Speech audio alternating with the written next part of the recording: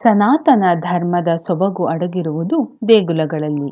ದೇಶದ ಉದ್ದಗಲಕ್ಕೂ ಅದೆಷ್ಟೋ ಪ್ರಾಚೀನ ವೈವಿಧ್ಯಮಯ ದೇಗುಲಗಳಿಂದೊಳಗೂಡಿರುವ ಭಾರತ ದೇಶವು ದೇಗುಲಗಳ ವಾಸ್ತುಶಿಲ್ಪದ ಮೂಲಕ ತನ್ನ ಸಂಸ್ಕೃತಿಯನ್ನು ಸಾರುತ್ತಿದೆ. ಪ್ರತಿಯೊಂದು ದೇಗುಲವೂ ತನ್ನದೇ ಆದ ವೈಶಿಷ್ಟ್ಯಗಳಿಂದ ಕೂಡಿದೆ. ಹೀಗೆ ಅನೇಕ ವೈಶಿಷ್ಟ್ಯ ಮತ್ತು ಅಚ್ಚರಿಗಳಿಂದ ಕೂಡಿರುವ ಒಂದು ದೇಗುಲದ ಬಗ್ಗೆ ನಾವು ಈ ದಿನ ತಿಳಿಯೋಣ. ಚಾರ್ಧಾಮ್ ಯಾತ್ರೆಯ ಒಂದು ಧಾಮವಾಗಿರುವ ಜಗನ್ನಾಥ ದೇವಾಲಯವು ಇರೋದು ಒಡಿಸ್ಸಾದ ಪುರಿಯಲ್ಲಿ. ಈ ದೇವಾಲಯವು ಅನೇಕ ವಿಸ್ಮಯಗಳೊಂದಿಗೆ ಒಳಗೂಡಿದೆ. ವಿಜ್ಞಾನಕ್ಕೂ ಅರ್ಥವಾಗದ ಅದೆಷ್ಟೋ ಸಂಗತಿಗಳು ಈ ದೇಗುಲದಲ್ಲಿ ನಡೆಯುತ್ತಾ ಬಂದಿದೆ. ಈ ದೇಗುಲವನ್ನು ರಾಜ ಇಂದ್ರದ್ಯುಮ್ನನು ಕಟ್ಟಿಸಿದನು ಎಂಬ ಪ್ರತೀತಿ ಇದೆ. ಇಲ್ಲಿ ಜಗನ್ನಾಥನು ತನ್ನ ಸಹೋದರ ಬಲಭದ್ರ ಅಂದರೆ ಬಲರಾಮ ಮತ್ತು ಸಹೋದರಿ ಸುಭದ್ರೆಯೊಂದಿಗೆ ಪ್ರತಿಷ್ಠಾಪನೆಗೊಂಡು ಜನರಿಗೆ ದರ್ಶನ ಭಾಗ್ಯ ನೀಡುತ್ತಿದ್ದಾನೆ. ಜಗನ್ನಾಥ ಎಂದರೆ ಜಗತ್ತಿಗೆ ಒಡೆಯ ಎಂದರ್ಥ. ಇನ್ನು ಇಲ್ಲಿ ನಡೆಯುವ ಕೆಲವು ವಿಸ್ಮಯಕಾರಿ ಘಟನೆಗಳು ಹೀಗಿವೆ. ಸಾಮಾನ್ಯವಾಗಿ ದೇವಸ್ಥಾನಗಳಲ್ಲಿ ಕಲ್ಲಿನ ಮೂರ್ತಿಗಳು ಅಥವಾ ಲೋಹದ ಮೂರ್ತಿಗಳನ್ನು ನಾವು ಸರ್ವೇ ಸಾಮಾನ್ಯವಾಗಿ ನೋಡಿರುತ್ತೇವೆ. ಆದರೆ ಇಲ್ಲಿ ಸುಗಂಧ ಭರಿತವಾದ ಒಂದು ವಿಶಿಷ್ಟ ಜಾತಿಯ ಮರದಿಂದ ಮೂರ್ತಿಗಳನ್ನು ಕೆತ್ತಲಾಗುವುದು. ಈ ಮೂರ್ತಿಗಳನ್ನು 12 ಅಥವಾ 19 ವರ್ಷಗಳಿಗೊಮ್ಮೆ ಬದಲಾಯಿಸಲಾಗುವುದು. ಹೀಗೆ ಬಂದ ಹೊಸ ಮೂರ್ತಿಗಳನ್ನು ನವಕಲೇವರ್ ಎಂದು ಆಚರಿಸಲಾಗುವುದು. ಈ ಸಮಯದಲ್ಲಿ ನಡೆಯುವ ಇನ್ನೊಂದು ವಿಸ್ಮಯಕಾರಿ ಸಂಗತಿ ಎಂದರೆ ಹಳೆಯ ಮೂರ್ತಿಯಿಂದ ಒಂದು ವಸ್ತುವನ್ನು ಹೊಸ ಮೂರ್ತಿಗೆ ವರ್ಗಾಯಿಸಲಾಗುವುದಂತೆ. ಜನರ ನಂಬಿಕೆಯ ಪ್ರಕಾರ ಅದು ಸಾಕ್ಷಾತ್ ಶ್ರೀಕೃಷ್ಣನ ಹೃದಯ ಎನ್ನಲಾಗುತ್ತದೆ.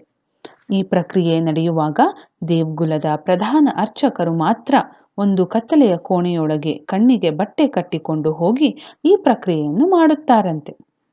ಇನ್ನು ಪುರಿಯ ಜಗನ್ನಾಥನ ರಥಯಾತ್ರೆಯಂತೂ ಕಣ್ಣಿಗೆ ಹಬ್ಬವನ್ನು ಉಂಟು ಮಾಡುತ್ತದೆ.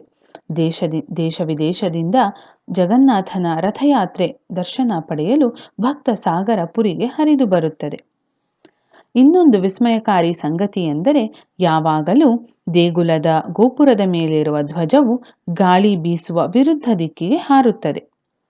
ಇನ್ನು 214 ಅಡಿ ಎತ್ತರದ ಗೋಪುರದ ಮೇಲೆ ಯಾವುದೇ ಪಕ್ಷಿಯಾಗಲಿ ವಿಮಾನವಾಗಲಿ ಹಾರುವುದಿಲ್ಲ. ಇನ್ನು ಈ ದೇಗುಲದ ಗೋಪುರದ ವಾಸ್ತುಶಿಲ್ಪ ಎಷ್ಟು ವಿಭಿನ್ನವಾಗಿದೆ ಎಂದರೆ ದಿನದ ಯಾವುದೇ ಸಮಯದಲ್ಲಾದರೂ ಸರಿ ಗೋಪುರದ ನೆರಳು ಭೂಮಿಯನ್ನು ತಾಕುವುದಿಲ್ಲ. ಇನ್ನು ಗೋಪುರದ ಮೇಲಿರುವ ಸುದರ್ಶನ ಚಕ್ರವಂತೂ ಪುರಿ ನಗರದ ಯಾವುದೇ ದಿಕ್ಕಿನಿಂದ ನಿಂತು ನೋಡಿದರೂ ಕಾಣುತ್ತದೆ. ಇಲ್ಲಿ ಅಡಗಿರುವ ಅಚ್ಚರಿ ಏನೆಂದರೆ ನಾವು ಯಾವ ದಿಕ್ಕಿನಿಂದಾದರೂ ಚಕ್ರವನ್ನು ನೋಡಲಿ ಅದು ನಮಗೇ ಮುಖ ಮಾಡಿದೆ ಎಂದೆನಿಸುತ್ತದೆ. ಇನ್ನು ಈ ದೇಗುಲದ ಧ್ವಜವನ್ನು ಪ್ರತಿನಿತ್ಯ ಬದಲಾಯಿಸಲೇಬೇಕು. ಹಾಗೇನಾದರೂ ಬದಲಾಯಿಸದಿದ್ದಲ್ಲಿ 18 ವರ್ಷಗಳ ಕಾಲ ದೇಗುಲವನ್ನು ತೆರೆಯುವಂತಿಲ್ಲ. ಇನ್ನು ಸಮುದ್ರಕ್ಕೆ ಬಹಳ ಹತ್ತಿರವೇ ಇರುವ ದೇಗುಲದ ಒಳಗೆ ಪ್ರವೇಶಿಸುತ್ತಿದ್ದಂತೆ ಕೇವಲ ಅಲೆಗಳ ಶಬ್ದ ಮಾತ್ರವಲ್ಲದೆ ಹೊರಗಿನ ಪ್ರಪಂಚದ ಯಾವುದೇ ಶಬ್ದ ನಮಗೆ ಕೇಳಿಸುವುದಿಲ್ಲ. ಅದೊಂದು ಸುಂದರ ಅನುಭವ.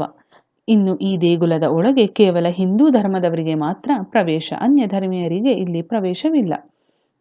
ಇನ್ನು ಜಗನ್ನಾಥನಿಗೆ ಅರ್ಪಿಸುವ ಮಹಾಪ್ರಸಾದ ಸಿದ್ಧವಾಗೋದು ಪ್ರಪಂಚದ ದೊಡ್ಡ ಅಡುಗೆಯ ಕೋಣೆಯಲ್ಲಿ. ಸುಮಾರು 600ಕ್ಕೂ ಹೆಚ್ಚು ಬಾಣಸಿಗರು 32ಕ್ಕೂ ಹೆಚ್ಚು ಅಡುಗೆ ಕೋಣೆಗಳಲ್ಲಿ ಪ್ರಸಾದವನ್ನು ಸಿದ್ಧಪಡಿಸುತ್ತಾರೆ. ಇನ್ನು ಈ ಮಹಾಪ್ರಸಾದಕ್ಕೆ ಕೆಲವು ತರಕಾರಿಗಳನ್ನು ನಿಷೇಧಿಸಲಾಗಿದೆ. ಅವುಗಳಲ್ಲಿ ಕೆಲವು ಹೀಗಿದೆ: ಆಲೂಗೆಡ್ಡೆ, ಟೊಮೆಟೊ, ಕೋಸು, ಹೂಕೋಸು, ಬಟಾಣಿ, ಗಜ್ಜರಿ, ಹಾಗಲಕಾಯಿ, ಬೆಂಡೆಕಾಯಿ, ಸೌತೆಕಾಯಿ ಹೀಗೆ ಕೆಲವು ತರಕಾರಿಗಳನ್ನು ಬಳಸಲಾಗುವುದಿಲ್ಲ. ಇನ್ನು ಮಹಾಪ್ರಸಾದವನ್ನು ಪ್ರತಿದಿನ ಹೊಸ ಮಣ್ಣಿನ ಮಡಿಕೆಯಲ್ಲಿ ಶಾಸ್ತ್ರೋಕ್ತವಾಗಿ ಮಾಡಲಾಗುವುದು. ಇಲ್ಲಿ ಮಡಿಕೆಗಳನ್ನು ಒಂದರ ಮೇಲೊಂದರಂತೆ ಜೋಡಿಸಿ ಅಡುಗೆ ಮಾಡಲಾಗುವುದು. ಅಚ್ಚರಿ ಎಂದರೆ ಮೇಲೆ ಇರುವ ಮಡಿಕೆಯಲ್ಲಿನ ಆಹಾರವು ಮೊದಲು ಬೇಯುತ್ತದೆ, ನಂತರ ಕೆಳಗಿನದು ಬೇಯುತ್ತದೆ. ಇದು ಆ ಜಗನ್ನಾಥನ ಪವಾಡವೇ ಸರಿ. ಇನ್ನು ಹೀಗೆ ತಯಾರಾದ ಮಹಾಪ್ರಸಾದವನ್ನು ಛಪ್ಪನ್ ಭೋಗ್ ಎಂದು ಕರೆಯಲಾಗುತ್ತದೆ. ಎಂದರೆ 56 ಪದಾರ್ಥಗಳು. ಪ್ರತಿದಿನ ಸ್ವಾಮಿಗೆ 56 ವಿಶಿಷ್ಟ ವ್ಯಂಜನಗಳನ್ನು ನೈವೇದ್ಯ ಮಾಡಲಾಗುವುದು. ಹೀಗೆ ನೈವೇದ್ಯ ಮಾಡಿದ ಆಹಾರವು ಮಹಾಪ್ರಸಾದವಾಗೋದು ಅದನ್ನ ವಿಮಲಾ ದೇವಿಗೆ ಅರ್ಪಿಸಿದ ನಂತರ ಮಾತ್ರವಷ್ಟೇ.